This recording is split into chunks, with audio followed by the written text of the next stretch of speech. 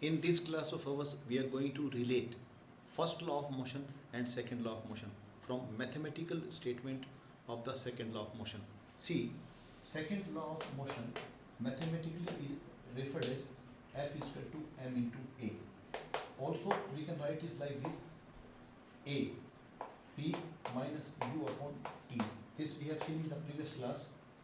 From first equation of motion, we have u is equal to u plus at. From here, if you want to find out, v minus u upon t is a. So a is written as v minus u upon t, and this is f. If I write f into t is equal to n v minus u, also I can write mv minus mu is equal to f into t.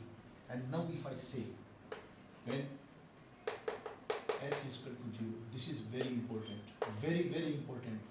When I write, say, f is equal to 0, then what will become? Let us say this is equation 1, or I will write putting f is equal to 0 in 1.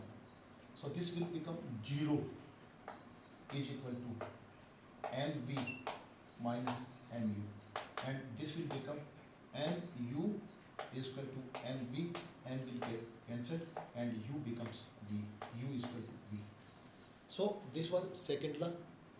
The derivation was from second law, and in second law when we say, okay, let us say force applied is 0, that means whatever the initial velocity is, that will remain final velocity of the object.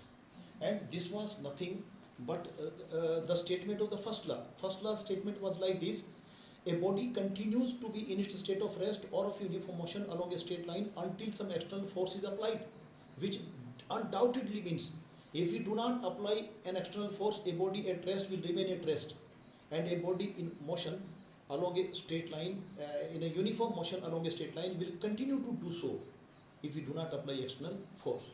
Exactly same thing has been driven from the second law. See, if you do not apply force, f is equal to 0 means what? If you don't apply force, that means what? U remains v. Means if u, that is 0, initially a body is at rest, it will remain at rest. If u is 0, v will also be 0. And let us say u is a hypothetical value, give it 10 meter per second. If a body is initially moving with 10 meter per second, so u and v are same, so v also will be 10 meter per second. That means if a body is moving with a uniform velocity along a straight line, it will continue to do so if you do not apply force. And also a body at rest will remain at rest if you do not apply force. So first law is nothing but a restatement of second law. From mathematical expression we have seen, this is not much of important from the examination point of view, but very important so far as interrelation of these two laws is concerned. So these are one way, not two different laws, the two different ways of stating the same law.